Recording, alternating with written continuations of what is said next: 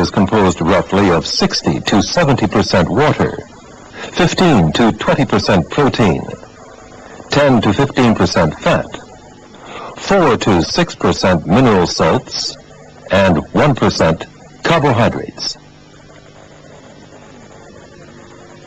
The physical and mental well-being of each one of us is substantially influenced by our food consumption habits. No matter how great the difference may be in the daily quantity of food intake, the quality and nutritional values are determined by the various nutrients and other substances, to be rated as positive or negative factors for our health. The food requirements of one person can be very different from another, as they depend to a great degree on eating habits, which vary from culture to culture. Nutrients are chemically defined substances which are required for the composition and the functional maintenance of the body. For example, proteins are predominantly building elements. Fats or lipids provide energy. They carry fat-soluble vitamins and essential fatty acid. Carbohydrates are the body's most important source of energy. Vitamins are vital and essential for life. They are protective nutrients. Minerals assure the growth and proper functioning of the organism. And water is indispensable for all living cells because it's a necessary element in all metabolic processes. To be more specific in this presentation, we are concentrating on the nutritional importance of carbohydrates. Carbohydrates originate in the plant kingdom according to nature's law.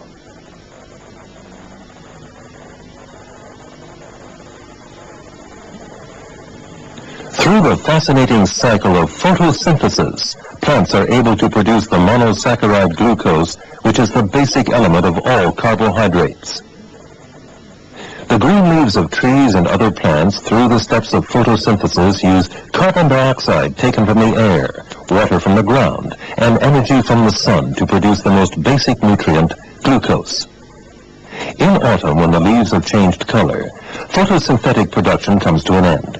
However, a residual amount of nutrients are stored in the branches and in the trunk. During spring, with the help of chlorophyll in the newly formed leaves, the photosynthetic production of glucose starts again. Man seeks his food from plants and from animals, which themselves have plants as their basic food source. Therefore, humans and animals indirectly depend on solar energy for their sustenance. Without the sun, there would be no life on Earth. In general, only a green plant can use photosynthesis to transform sunlight into nutrient substances. But like all biological systems, plants need a healthy life cycle. There are different explanations possible for this. Theoretically, if one could duplicate the capacities of photosynthesis, one could eliminate hunger in the world. However, that's not yet possible. How does photosynthesis work? Water is taken up by the plant roots. Carbon dioxide from the air is absorbed by the leaves through their cleavage and reaches the cells full of chlorophyll grains. Energy from sunlight then generates the natural production of glucose. Another major result is oxygen, indispensable for humans and animals to breathe.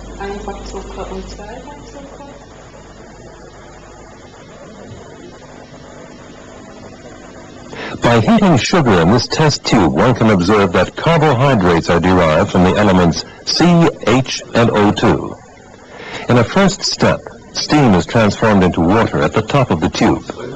H, hydrogen, and O2, oxygen, which together make up water, obviously are present.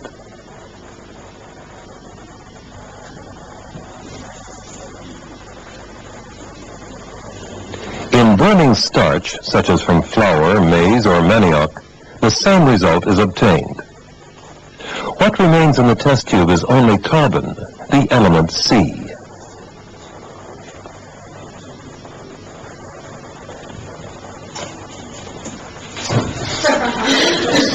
All these products contain carbohydrates. They are classified according to their basic elements and chemical bonding. Simple sugars called monosaccharides, such as glucose, fructose in fruit and honey, and galactose in milk. Milk sugar or lactose is made of glucose and galactose, two monosaccharides. Two monosaccharides linked together form a disaccharide. Polysaccharides are formed by lining up a great number of monosaccharides. Main sources of polysaccharides are cereals and cereal products, potatoes, and leguminous plants. Carbohydrates are composed of only these three elements: carbon or C, hydrogen or H, and oxygen or O. To form one carbohydrate molecule like glucose, 6 carbon atoms, 12 hydrogen atoms, and 6 oxygen atoms must be combined. In this case, it's a monosaccharide. Glucose, fructose, and galactose are part of the monosaccharide family. A disaccharide is made of 2 of these monosaccharide molecules. For example, glucose plus fructose together form saccharose, which is commonly known as cane or root sugar. But this kind of sugar can also be found in fruit, accompanied by vitamins and dietary fibers.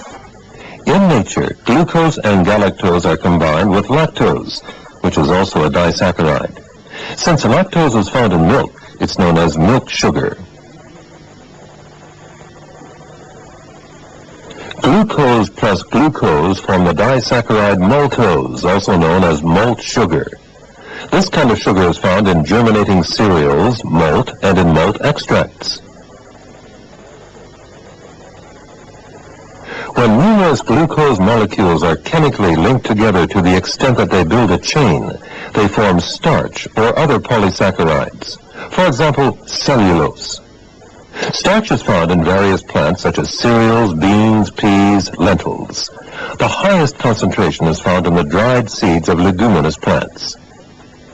All kinds of potatoes, as well as cereals, the basic food for humans, provide people with starch, either directly or as part of other food products. Dextrins are formed through enzymatic breakdown from starch, either in roasting flour, baking bread, and other bakery products, or in the body through digestion. Dextrins are more easily absorbed than starch because the first decomposition steps of digestion have already taken place.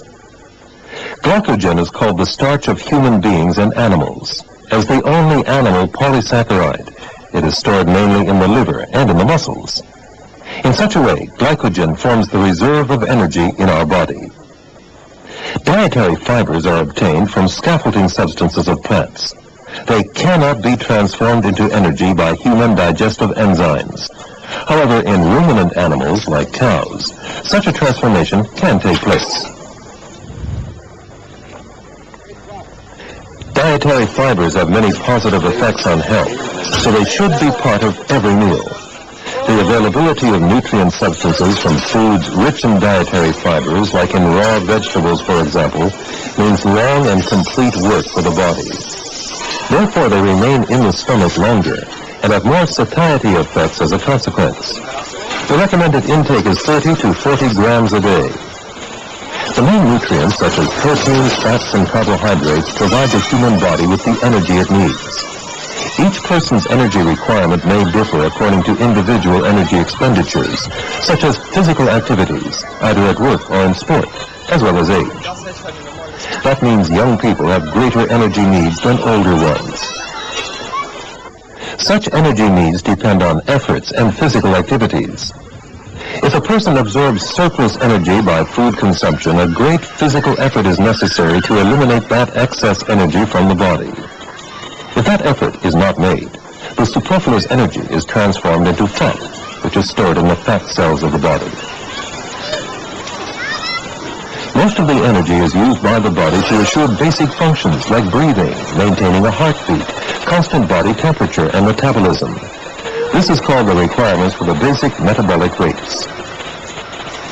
All energy expenses together, namely for basic metabolic rates, surplus energy needed for food ingestion, and physical activities, make up the total energy needs for 24 hours. On average, women must have about 15% less than men. However, adolescents, pregnant women, and nursing mothers need more.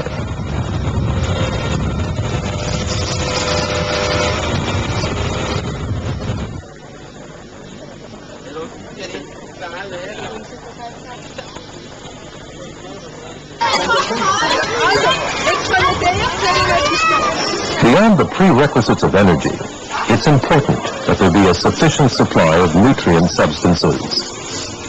Before eating food and digesting and integrating it into our body, we appreciate it with our senses. Form, color, smell, texture, and taste are information which influence us in choosing the food we eat. Every day we consume about 2 kilos of food. Here is the equivalent of 60 kilos, the average person's intake for a month.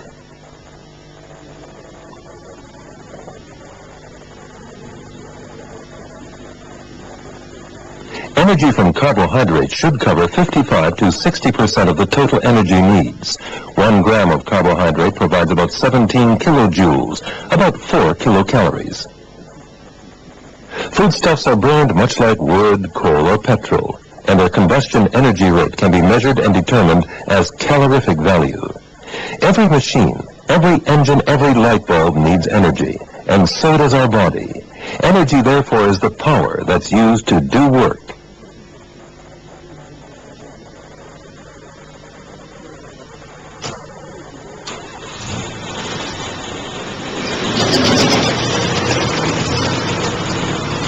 The way in which energy is delivered is important for the organism.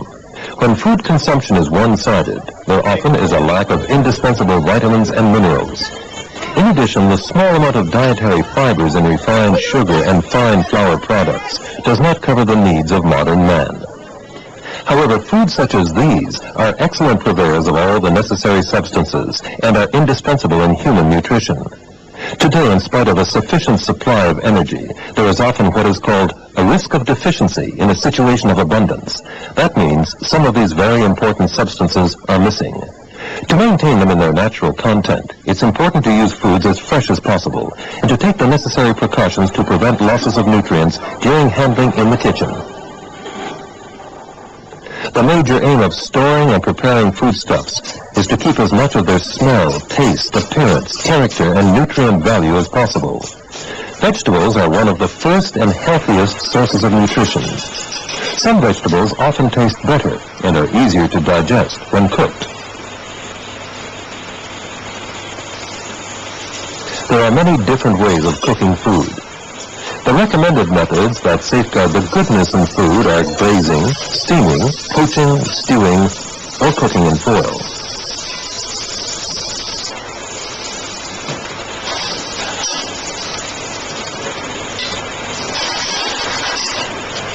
To minimize the loss of nutrients, potatoes, salads, or other vegetables should never stay in water for long.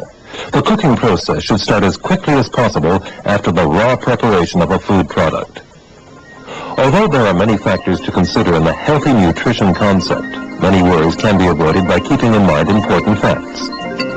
The human body is composed of 1% carbohydrates, 4 to 6% mineral salts, 10 to 15% fat, 15 to 20% proteins, 60 to 70% water. Carbohydrates are composed of the elements C, H, and O2. Monosaccharides such as glucose, fructose, or galactose are the basic elements of all carbohydrates. 2 monosaccharides combined together produce a disaccharide. For example, glucose and fructose together make saccharose. Polysaccharides, for example starch, are a chain formation composed of many hundreds or thousands of monosaccharides.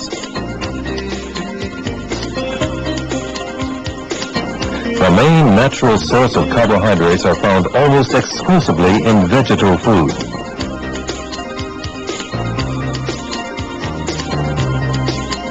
Plants are small factories which produce oxygen and glucose. Their raw materials are water, carbon dioxide, and energy in the form of light from the sun.